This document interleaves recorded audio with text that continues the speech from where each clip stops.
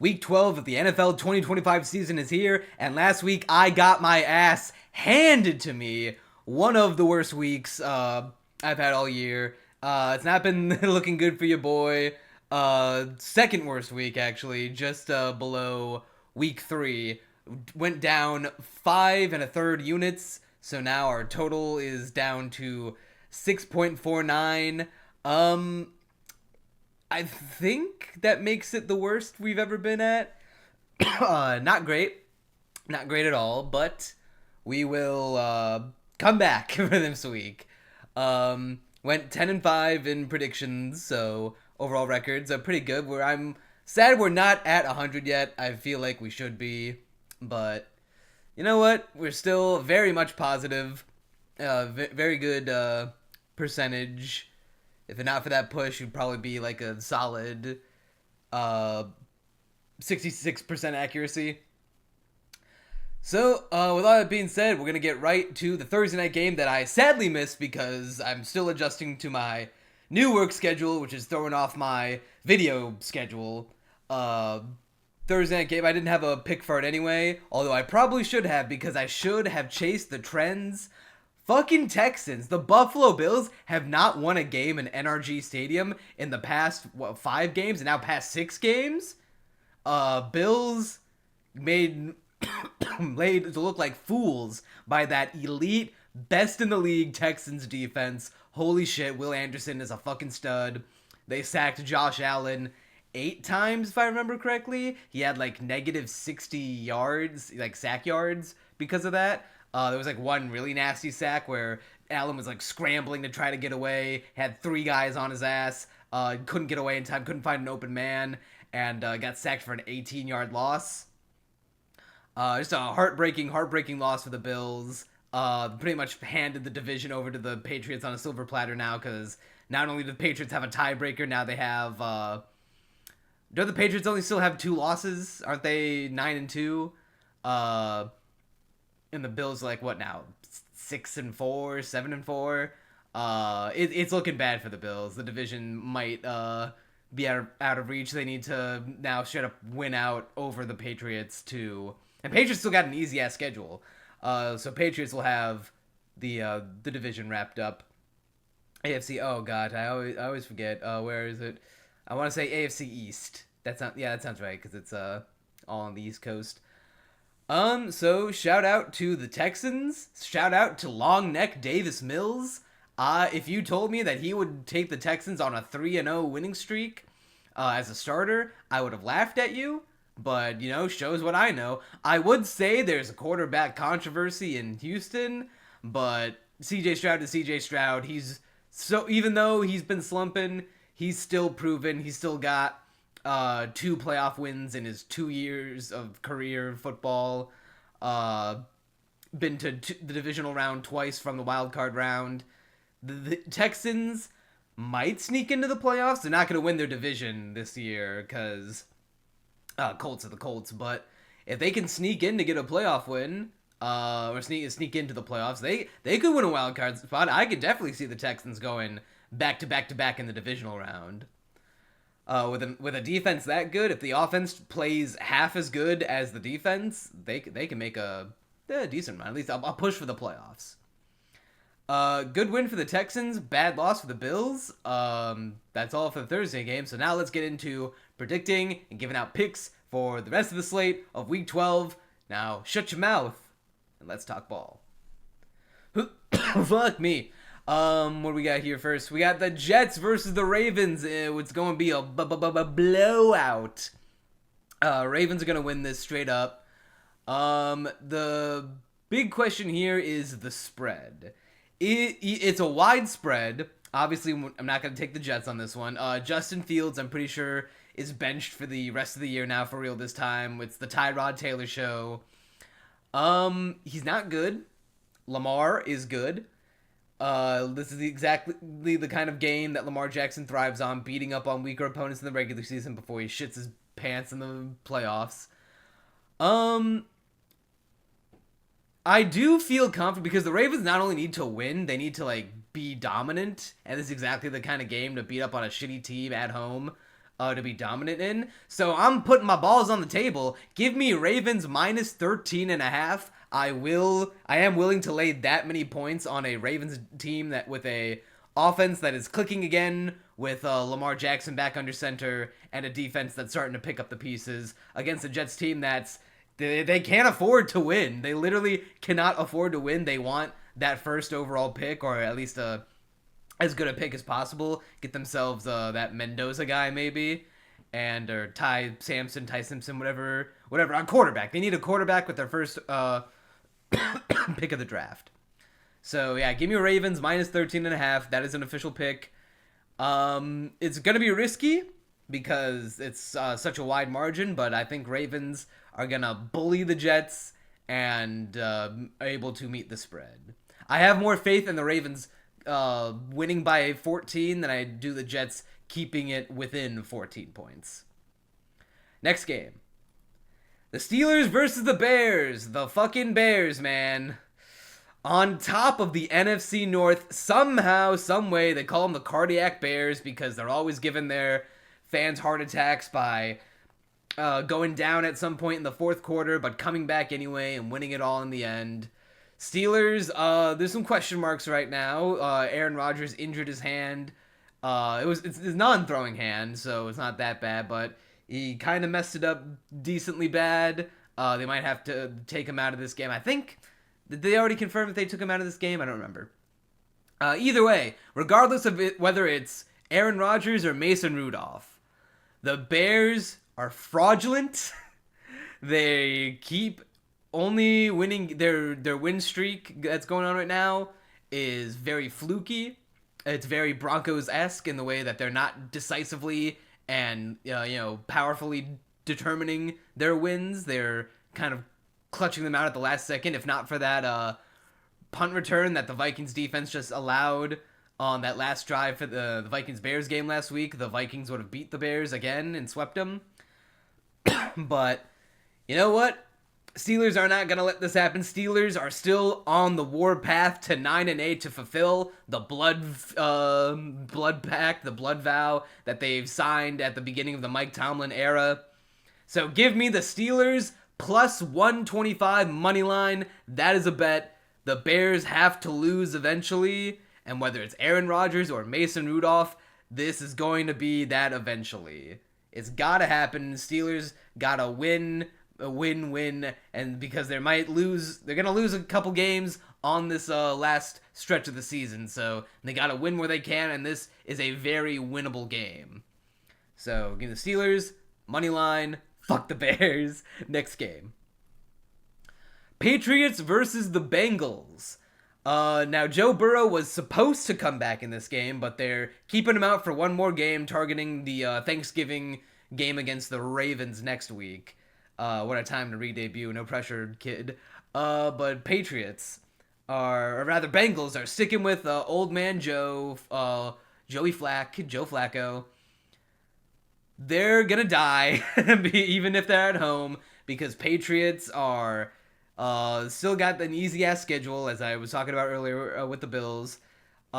Drake Maye is looking like an MVP candidate. Not a winner, because, again, his schedule, he's been kind of beating up on bad teams. And though he's been playing well against good teams like the Bills and Buccaneers, he's going to... I don't want to say fraudulently, but... he's going to definitely stat pad his MVP season numbers by MVP candidate numbers by beating up on the worst defense in the league. And between him and Travion Henderson and Stephon Diggs and a Patriots defense that is not remarkable but is good enough to make the stops when it matters, I see Patriots not only winning this game but covering the spread. Give me the Patriots. Gonna move the line down just a half a bit because I hate taking even numbers or whole numbers rather. Give me Patriots minus 6.5. I'm confident enough that the Patriots, the way they're playing, even on the road, can lay a whole touchdown over this shitty ass Bengals defense, even with Joe Flacco slinging the rock.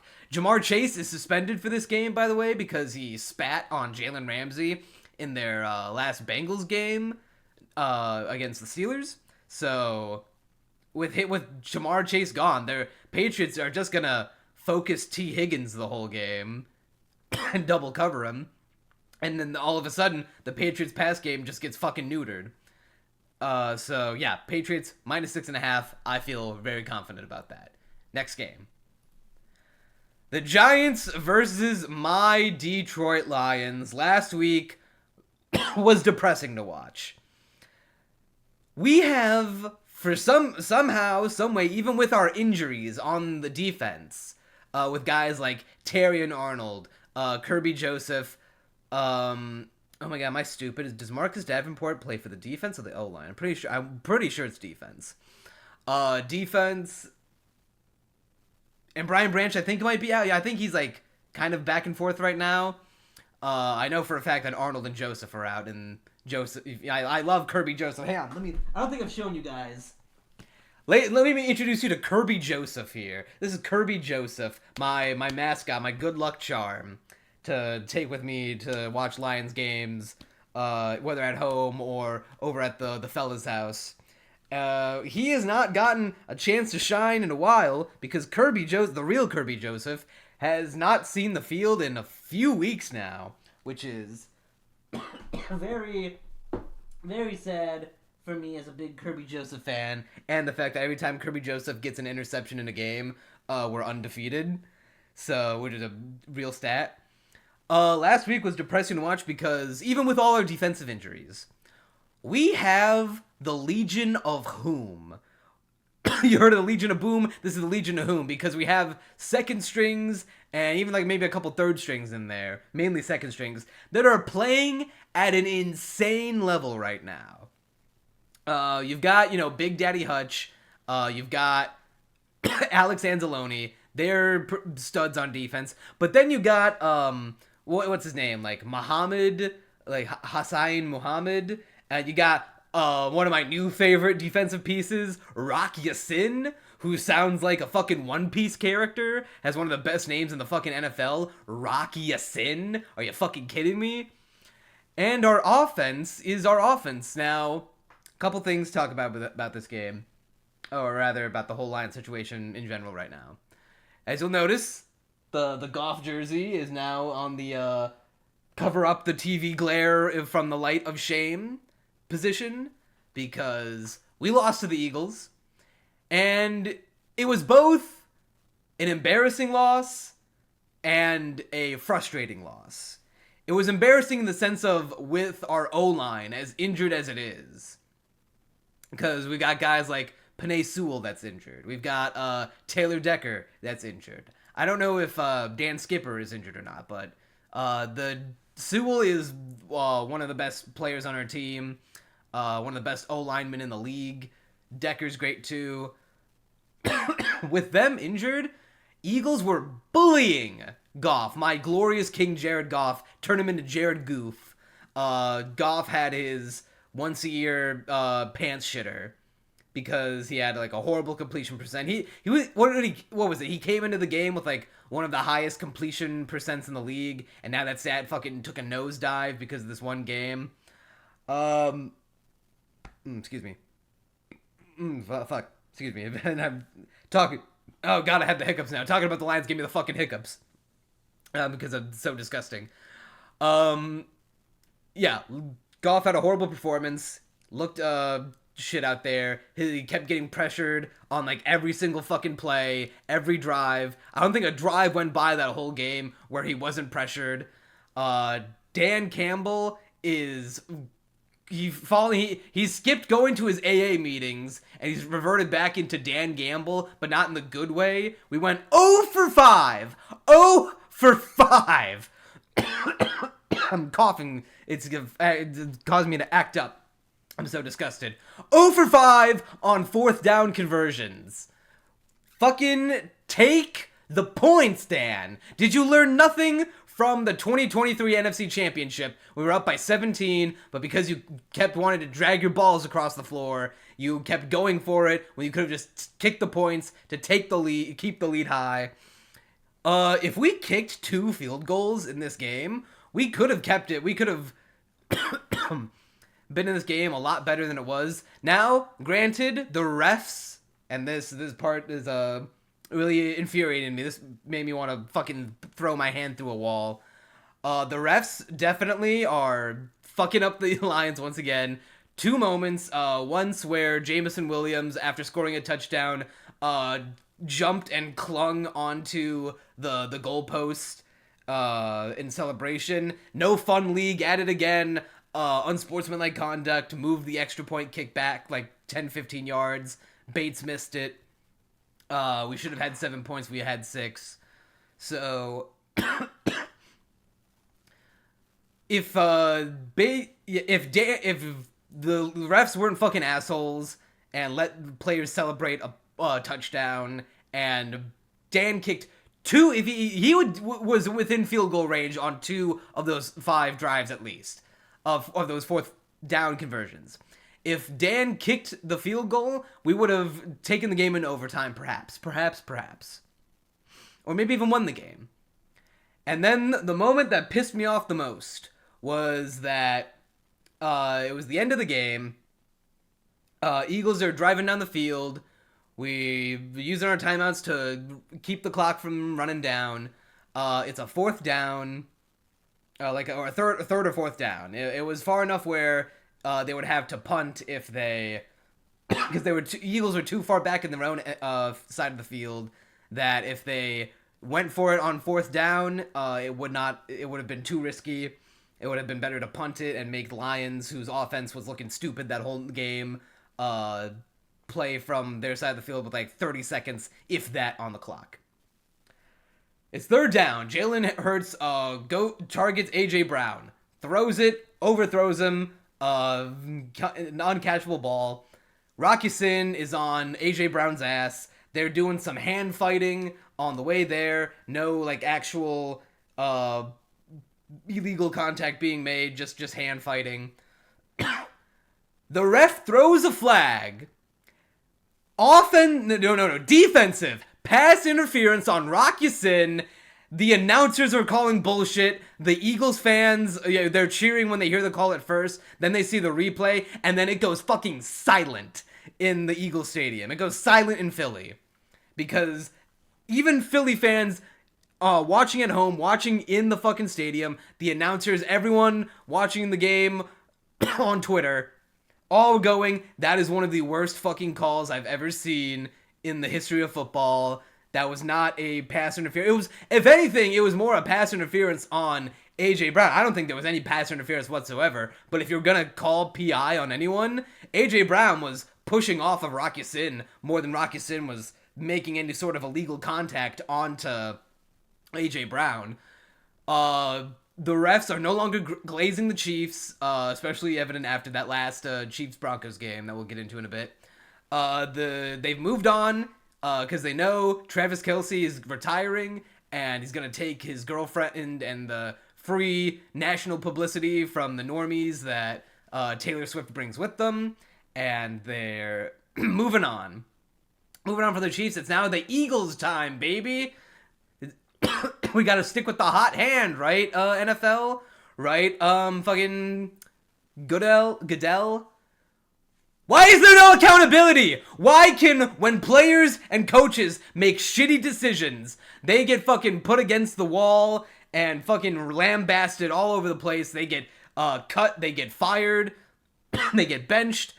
Why is it that when refs make a fucking horrible call that ruin games, that everyone agrees is stupid and horrible, they don't get any sort of accountability? It fucking pisses me off to no end.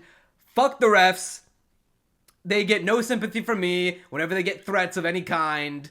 Well, obviously don't send death threats to fucking anyone, because that's bad, but whenever people shit talk them, or they, bad things, find their way to them, it's hard to have sympathy when you're that fucking horrible at your job.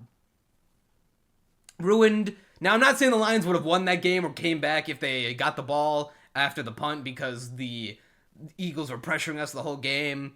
But the fact that they denied even the chance and they turned a defensive masterclass on, frankly, both sides of the ball, or both teams, rather. The Eagles and Lions both didn't play the best offense, but it was definitely a defensive kind of night. But the fact that that's going to be the legacy of that game, anyone thinks about that Eagles-Lions game in the regular season of 2025, that's all they're going to remember it for. Fuck off. Fuck off. Fuck off. Lions don't lose back-to-back games. Giants are fucking trash.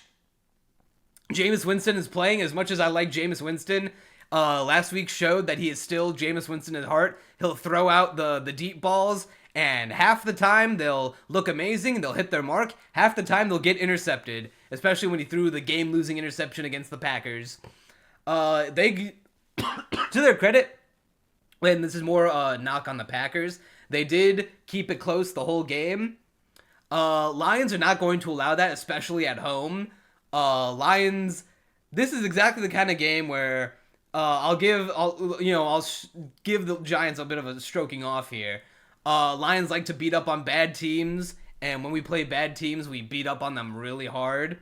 So, with Giants being a bottom 5 team right now due to circumstances, and the fact that Lions never lose 2 games in a row under Dan Campbell, we are going to fucking tear the Giants 3 new assholes. Give me the Lions minus 12.5.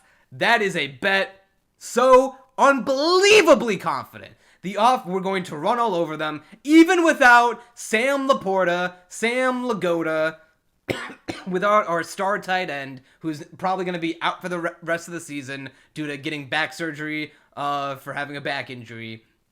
Brock Wright is not bad. He'll step up. We still got Amon-Ra. We still got J-Mo. We got Isaac Taslaw. Now that Laporta is no longer a receiving option, could find more work now. Maybe this is the break that Taslaw needed. Giants defense sucks. Which is weird because they have good weapons on defense like Brian Burns and Sexy Dexy Dexter Lawrence, but they just can't put it together. They can't play a whole game of football without the defense completely falling apart. Fire Shane Bowen. How the fuck does he still have a job and Brian Daboll doesn't? Yeah, Lions minus 12.5. Easy fucking lock. Next game. Vikings versus Packers. Now, this one is painful for me because I want the Vikings to win solely on the basis of they will fuck up the Packers standing in the division. Because right now, Lions are in 3rd after losing to the Eagles, and Packers and Bears both won. So, Vikings are basically out here trying to play spoiler, and it's still technically a 4-way race for first, even though Vikings are in last place right now in the division. So, but with Packers at home, though, even though Packers are fraudulent, Vikings might be, well, maybe not to say fraudulent, but Vikings are just kind of bad. J.J. McCarthy is a very bipolar quarterback. He's got fucking multiple personality disorder. 9, as he calls his alter ego, has not been good. Ever since he said he's had an alter ego, they've been winless. So maybe the 9 that showed up unless 9 has been here the whole time, we need the 9 that showed up at the end of the Week 1 Bears game. We need the 9 that somehow beat the Lions those weeks ago. So give me the Packers to win. I would take the Vikings to cover as a bet, but if the line were at 7.5, I would take it. But because it's down at 6.5, and they still need that, I needed that one full touchdown and an extra point to be confident in Vikings covering the spread. But without it, I don't trust either team on the spread, so there's gonna be no bet from me here. Packers will probably win the game because even though they're fraudulent, they're better than the Vikings right now. But Vikings, if you want to prove me wrong and win this game and fuck up the Packers in the standings to let us jump back into second or even first, I won't complain. Next game. The Colts versus the Chiefs. Chiefs are in panic mode. Next year, I need a prop. I need a little button, like a little mechanical button to smash, press a whole bunch. Because if there were a time for the Chiefs to hit the panic button, it is right now. That Broncos game was very, very winnable for the Chiefs. But it was a mix of penalties and the Broncos defense being one of the best in the league that kept the Chiefs out of that game. Well, it was close the whole time, but once again, Broncos, they're on bye this week. Lucky for them. But Broncos, yet again, wins a game by a game-winning field goal. Broncos are still fraudulent. Don't forget about it. They're the 2010 Steelers, or the Mark Sanchez Jets. The Chiefs need to win out from here on out in order to even... right now, Chiefs, not even in the playoff picture. They are from the outside looking in, which is fucking insane because they've been to, like, what? 3 of the last 4 Super Bowls? Maybe even more? Chiefs are the Chiefs.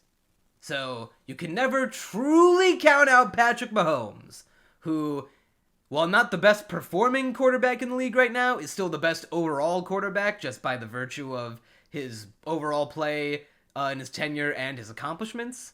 He is an all-timer already, and his career is not even over. He needs to win. He and this team need to start winning, because the division's out of reach now. Unless the Broncos suffer a fucking tremendous collapse, the playoffs are out of reach now. I mean, not the playoffs, the division. The division is out of reach. So they need to get in on a wild card. The Colts, meanwhile, have their division basically on lock, even with the Texans getting hot under Davis Mills. Unless barring another, catastrophic failure on Indy's end, the Colts are going to win their division, maybe even get the 1 seed in the AFC. It's a race right now between them, the Patriots, and the Broncos, and it's more of a matter of who's gonna crack first under pressure. I think that the Colts are gonna get the 1 seed in the AFC. when it comes down to it, I think odds of likelihood are Colts, Patriots, Broncos, of those 3 teams, and the Colts are going to make their statement win by helping bar the Chiefs from the playoffs. I don't want the fucking Chiefs anywhere near the playoffs after the bullshit they've put us through all these years. Give me the Colts money line. That is an official pick. Colts are going to continue to bully the Chiefs. They're going to keep them down. Daniel Jones, even though he's been cooling off as of late, and his insanity to run at the start of the year is not nearly as hot as it once was. They are going to beat the Chiefs. Jonathan Taylor is a fucking madman. He is the real MVP. Fuck the quarterback award shit. Give the MVP to a guy who deserves it, like Jonathan Taylor. He's gonna run all over this Chiefs team.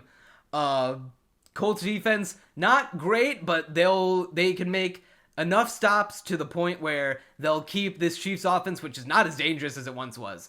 This lack of a running game is fucking burning the Chiefs badly. They need a running back one. They can't just keep going back and forth between mid-ass Pacheco and mid-ass Hunt. Colts plus 155, I think the line is at right now. That is an official bet. I would be elated if the Chiefs don't make the playoffs this year. You use the refs against my Lions this year. This is the fate you deserve. Next game. Seahawks versus Titans. Titans are trash. I'm going to keep this one short and sweet because I'm kind of been yapping. And we're not even out of the 1 o'clock slate yet.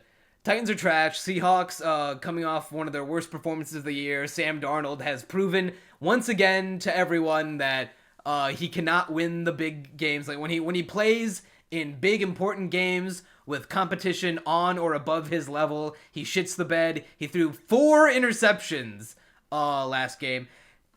Someone correct me if I'm wrong, please. I might be wrong.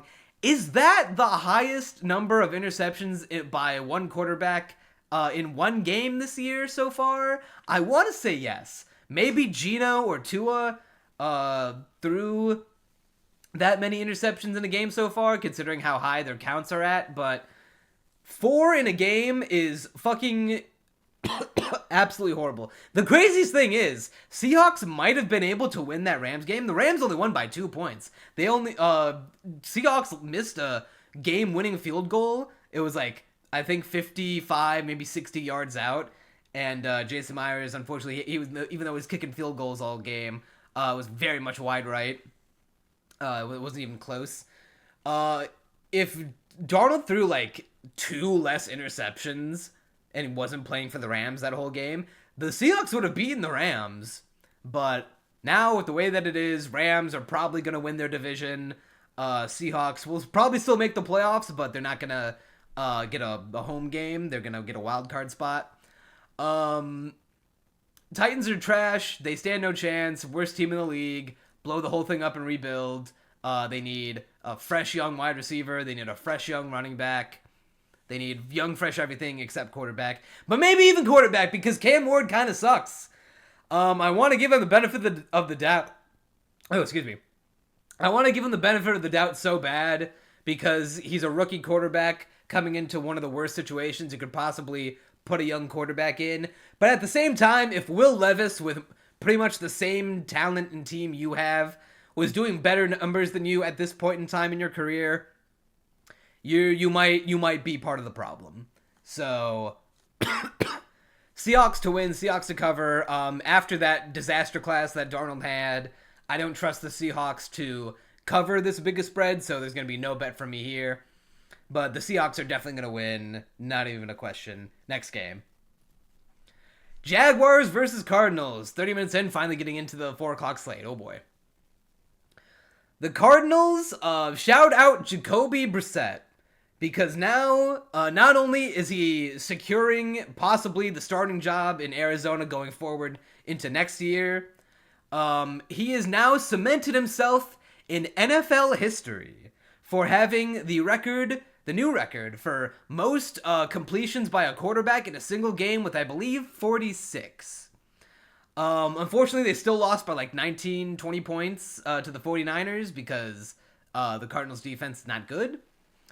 And the Cardinals offense, even with all those completions, not that great. But you know what? Good for Brissett. That's going to get him... If that didn't get him like the starting job, he was already kicking Kyler out of Arizona already, but if he didn't already have the starting job going into next year, then he's secured it for himself. Jacoby Brissett is now officially a starting caliber quarterback in the NFL. The Cardinals now just need to build a roster to, I don't want to say get on his level because he's still not that amazing of a quarterback in the grand scheme of things, but play up to the overall potential that the Cardinals under Brissett can give them. Trey McBride is still one of, if not maybe the best tight end in the league right now. Marvin Harrison Jr. is looking better than he was last year. The run game is suffering because their starters, James Conner and then even Trey Benson, were injured. James Conner's out for the year. Trey Benson's coming back soon, but no one has been able to fill in for James Conner, so the run game has suffered all year because of it. Meanwhile, the Jaguars, they just came off a game of making the Chargers look fucking stupid somehow. The Jaguars, I said throughout this year so far, the Panthers were the most unpredictable team this year. And while I still maintain that the Panthers are one of the most volatile, unpredictable teams of the season, the Jaguars might be even more unpredictable because they're like a reverse Packers team, kind of, where they're beating all of the teams that they have no business beating and then losing games to teams that they shouldn't have any business losing to. So, Jaguars are kind of fraudulent. Trevor Lawrence is I'm still a non-believer, not a great quarterback, severely overpaid. Travis Etienne is fighting off Bashal Tutin with his life. He's been fighting off rookie running backs for a couple years now and trying to play up to the level that he was playing at a couple years ago. The receiving game has kind of been shit all throughout. BTJ has been nowhere near as good as he was last year under Mac Jones. Travis Hunter's out for the year. Oh, wow. Travis Hunter, a guy who plays two sides of football, the most injury-riddled, contact-heavy sport in the world, at least like on a national level, the biggest one. And you're telling me that a guy who's on the field more than any other guy in the league, playing both sides, both 2 of 3 phases in the game, 2 like the main phases of the game, got injured and is out for the year? What? Who could have seen that coming? Travis Hunter is fucking retarded. Pick a side, dude. Either be a receiver or be a cornerback. You can't do both. That shit's not sustainable in the NFL, and you're retarded for thinking that you could even try to do that in the NFL. That shit may have worked in college when it's a lot softer football and you can blitz a lot of inexperienced teams, but in the pros, that shit ain't gonna fly, buddy. You're stupid. You're retarded. Fuck Travis Hunter. Now, with this game, it's pretty close, and Cardinals do have home field advantage. Give me the Cardinals plus 140. That is an official bet. Dude. Jacoby Brissett just set an NFL record. Jaguars, they're coming off a hot win, so it's time for them to cool down immediately. It's the most Jaguars thing to do, to destroy the Chargers and then lose to the Cardinals. Cardinals plus 140 at home. I love it. Give me the Cardinals. Easy bet. Next game. The Browns versus the Raiders. Oh boy, I cannot wait for this game. Dillon Gabriel, I believe, is in concussion protocol. So last week, towards the end of the game, Shedeur Sanders finally got to play some official NFL downs, and he shat his pants. He looked awful. He looked trash. And he was playing the Ravens, but wasn't even fucking close. Like, Browns were winning a majority of that game, and then I don't remember if as soon as Shedeur stepped in, the Ravens just took over. But Shedeur Sanders fucking sucks. Overrated in college. He got sucked off in college because he played at a college level. That shit's not gonna survive in the NFL. He's a entitled Nepo baby who's only in the position that he's in right now because of his daddy and his last name. I am on a mission to fade the fuck out of Shedeur Sanders. And that's saying a lot because the Raiders fucking suck. The Browns are probably an overall better team than the Raiders, but because they're trotting out Shedeur Sanders as at the start, I'm taking the Raiders minus 3.5. That is an official pick. I love it. Fuck Shedeur Sanders. We're going to see some perfect timing, all right. Now, this one is still risky because Browns defense is top 10, maybe even better. And they especially with a guy like Myles Garrett, who is on pace to have one of the greatest seasons a defensive player could possibly have in history. How many times did he sack Lamar? Many times. I forget the number, but he's amazing. I guess he figured that winning a ring or chasing a ring is not as worth as just cementing your legacy as a all-time defensive player and making a fuck ton of money making quarterback money while doing so. That defense could single-handedly win the game for the Browns, especially with Geno Smith, Genocide Smith, who is one of the worst quarterbacks of the year, sadly. Again, and I'm a Geno fan. But I'm going to put it's not that I'm putting faith in the Raiders. I'm taking faith away from Shedeur Sanders. Because as good as that Browns defense is, Shedeur is going to find a way to make it all for naught. So give me the Raiders minus 3.5. I'm not as confident as this one as I am in other picks, but we're going to see if fading Shedeur is the right play after all. We'll see just how perfect his timing really is. Next game. The Eagles versus the Cowboys, a rematch of the Week 1 season opener. Man, it's been over 2 months since Week 1. It's crazy how time flies. Now, Cowboys last time they played, it was surprisingly close. Everyone thought Eagles were going to blow Cowboys out the building at home in Philly. They kept it close. They only lost by 4 points. The Cowboys lost by 4 points. The Eagles won. But now that the Cowboys are at home and the Eagles' offense looks way more dysfunctional than it did at the start of the year, this one's a lot closer than you might think it is. Now, here's the thing about this game. It's going to be what breaks first, the Eagles' offense or the Cowboys' defense, because Eagles' offense on paper is good, but Kevin Patullo is one of the worst offensive coordinators in the league, and unless they win a fucking Super Bowl, they go back to back, he'll get fired probably, or he'll move on, take another job somewhere else, because Eagles cannot afford to keep this man. Wasting talent like AJ Brown, who fucking wants a trade off the team. He's getting so little action. Wasting guys like Saquon Barkley. It's just not a good look. The Cowboys, meanwhile, have the second worst defense in the league. They would have the worst if not for the legendarily class disaster that is the Bengals defense. So it's a matter of the stoppable force versus the movable object. Now, on the flip side, on both sides of the ball, Eagles defense is really nice, and the Cowboys offense, while capable of getting stopped at times, is really nice, especially at home. Dak Prescott is literally at some point in this game, all he has to do is throw like 150 yards, and he'll surpass Tony Romo as the franchise leader of passing yards in Dallas. So that'll be a fun record he'll set in mid-game. Excuse me.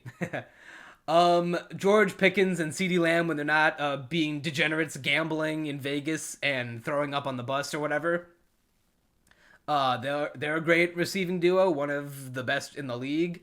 Javonte Williams is surpassed all of our wildest expectations, which is crazy to say, even though it's funny that Rico Dowdle over in Carolina is probably doing relatively better than Javonte is here, and they should have probably just kept Rico.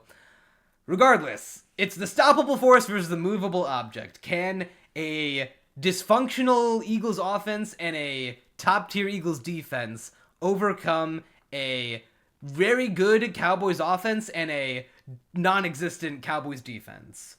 On paper, the Eagles should still win this game, and Vegas is favoring them. But there's something about... It's a divisional matchup, so that's going to keep it close as is. But the Cowboys are also playing at home. And Cowboys and Eagles have more beef than every team in the league. Week 1 opened up with an Eagle spitting on a Cowboy in the game in 4K in front of a referee. That's how much beef there is between these two teams. They're going to play hard, maybe even dirty ball. And I'm looking forward to it. And I'm looking forward to the Cowboys shocking the world and hanging one up on the Eagles. So give me the Cowboys money line plus 150. I think the Cowboys have a shot of pulling it off. I'm already down in the hole anyway. We need some underdogs to win big so we can get out of the hole that we're in. Because remember, if I hit minus 10 units at the end of a week, we're done gambling for the rest of the regular season. So it's do or die. Cowboys, I think, are technically not even out of the playoff picture yet. They probably won't make the playoffs, but if they can win games, they could make a push. Beating the Eagles against a team that, if the Giants can beat the Eagles, and granted the Giants did have a lot of their weapons before, but if the Giants can beat the Eagles, the Cowboys can beat the Eagles. And it was so close week 1, and this time, they're going to actually pull it off. Give me the Cowboys, money line, that's a bet. Next game. The Falcons versus the Saints. Oh my god, the Falcons are fucking laughable. Laughably bad. They paid Kirk Cousins $100 million and drafted a quarterback in the first round of the 2024 draft anyway, knowing that he wasn't going to be the starter the year they drafted him, solely to hedge their bets. They were willing to take the hit in cap. They were willing to pay Kirk Cousins all that money and maybe even burn a draft pick anyway to avoid entering quarterback hell, the quarterback hell that they've been in for a while now. And now they're in quarterback hell again because Michael Penix Jr. Tore his ACL. He's out for the year. Kirk Cousins is going to be the starter for the rest of the year. And Kirk Cousins is fucking washed. He got beat by the Panthers in overtime. Panthers swept the Falcons. Falcons are at risk of becoming last in the division. If not for how shitty the Saints are, the Falcons would be last in the division. Falcons are like, 3-7 now? They have elite talent on their team, like Drake London and Bijan Robinson. And they're 3-7? That's crazy work. Falcons are underdog. Now, granted, they are on the road and it's a divisional matchup, but Falcons are underdogs here. Saints are this is probably the first time the Saints have been favored all year to my recollection. Which is crazy to me because the Saints are pretty bad. Like, there's no one on their defense that's noteworthy. Tyler Shuck is still pretty unproven at this point in his rookie career, or young rookie career. Alvin Kamara is not that guy anymore. Chris Olave, not really that great of a receiver right now. There's nothing about the Saints team that should, even with washed-ass Kirk Cousins, put it above this Falcons team. But man, the Falcons are already down so horrendous. I'm going to kick them while they're down. Give me the Saints, money line.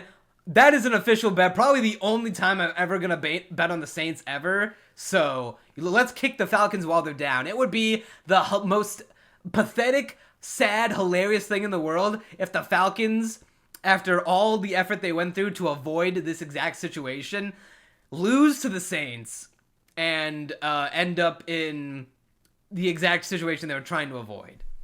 So this is purely a bullying pick, a spite pick. I might eat my words on this one later, but yeah. Maybe Bijan Robinson will single-handedly win him this game. But it would be, I'm betting on the funny. I'm betting on the funny this time around. Next game. Sunday Night Football, the game of the week, Buccaneers versus Rams. Rams are looking like the top dogs in the league right now. After that Bills loss to the Dolphins, and especially with the Texans now, like that, it is my affirmation, my firm affirmation, that the Rams are the best team in the league. Matthew Stafford is having an MVP season. If Jonathan Taylor doesn't win the MVP, Stafford's going to win it. Having one of the best seasons, if not the best season of his career. Puka Nakua's a stud. Devontae Adams is a great supporting actor. Kyron Williams, while not the best running back in the world, is good. The defense is really good. The Stafford's just slinging the rock, man. Meanwhile, Buccaneers, I don't know if Bucky Irving is finally coming back this week or not, but regardless, Buccaneers just kind of been fucked by injuries this year, losing Mike Evans for basically the whole year and ending his 1,000-yard streak. It was sad and might have been the death knell for their season. They'll make the playoffs because their division is a joke. And their only competition right now is the Panthers. Wildly enough, that is the only team that can give the Buccaneers a run for their money for their division. And even then, the Buccaneers are so much better than the Panthers that I don't see the Panthers overtaking the Buccaneers. They'll make the playoffs, but unless a lot of their guys get healthy, it's looking like a first-round exit again, sadly. Which sucks because Baker Mayfield was so clutch to start the year off. Bucky Irving was so good before he got injured too. Emeka Egbuka was a great pickup, amazingly, and will fill in nicely once Mike Evans bows out of the league.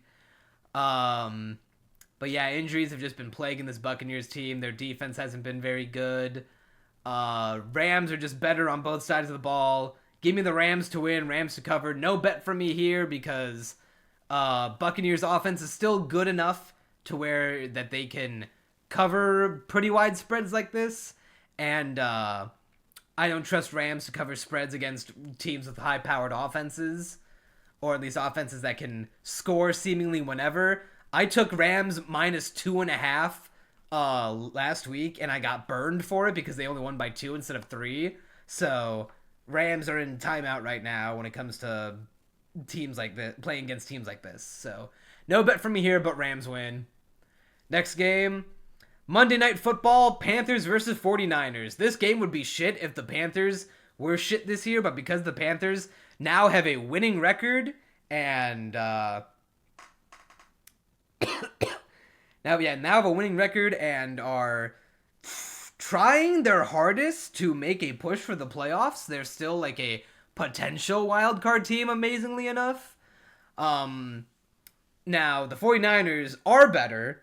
Brock Purdy is coming back for this game. Was Brock Purdy back last week? Yeah, Brock Purdy was back last week, and he played well. He blew the Cardinals out the building. He's showing that there is no QB controversy for now. I still maintain that he's just kind of a system guy that you can plug and play into the Shanahan system, and you can turn most any quarterback into a elite performer under that system, because Shanahan's a good coach, offensive-minded coach. Bryce Young is also coming off the single best performance a Panther has ever had at the quarterback position in a single game, even better than Cam Newton, which is amazing because it's Bryce Young, who we were all laughing at as a first-round bust 2 years ago.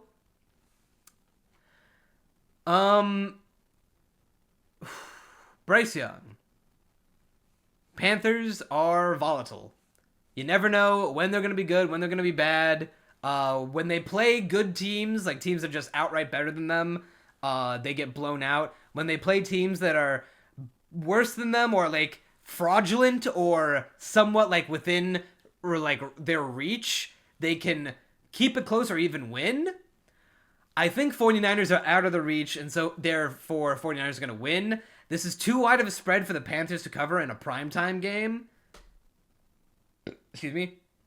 But at the same time, I don't feel confident that maybe the Panthers will shock the world and be like, hey, you know what would be funny? If we, on Monday Night Primetime Football, cover the spread against the 49ers. Wouldn't that be something? So no bet for me on this one. But the 49ers are probably going to win. CMC will run all over the Panthers defense, which is not bad, but I think 49ers are just better on both sides of the ball. They're going to win. And now we've gone past 50 minutes. Oh my god, is this the longest weekly prediction video I've done so far? Fuck me, man. I had a lot to rant about, especially that Lions game last week, and fuck the refs. But that's all. That'll do it for my very long, probably yapping Week 12 NFL predictions. Sorry that these weekly... I'm on like a, 5-week straight streak of getting these late out past the Thursday Night Football games. I'm transitioning schedules and work and getting different hours of the day shifts, so trying to adjust. A lot of things going on in my life right now, but I appreciate all y'all watching. Please subscribe if you enjoy the video. Let me know who you think is going to win down in the comments. Give me all your picks. If you've been up or down on your bets this year, let me know. I'm Neon Manta. You'll see me next time.